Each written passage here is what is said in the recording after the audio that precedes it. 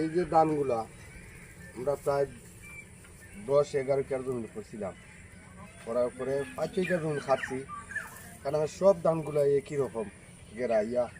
এই যে ধানের ক্ষতি, এটা খাওয়াও সম্ভব নয়, বেচতে গেলেও পয়সা পাইতাম না, বুঝলি। এখন নিরুপায় গেছি। আরও প্রায় 3-4 কেয়ার জমি আমরা পানির নিচে গেছে কি, এটা খাইতে আনার কোনো মুহূর্তে আর সম্ভব না। এই অবস্থায় কি গৃহস্থী কইরা আমরা কোনো ফায়দা পাইলাম না। আর না পাইয়া কোনো আমরা তো আর কেউর কাছে কোনো দুঃখ আরও করার মতো জায়গা নাই। এখন যদি মাননীয় প্রধানমন্ত্রী বা সংসদ সদস্য, এমপি মহোদয় যারা আছেন, তারা যদি আমাদের এই দুঃখ কষ্ট একটু যেভাবে দেখে নেই, তোই আমরা একটু মনে করবো যে আমরা সাফল্যমণ্ডিত করলাম।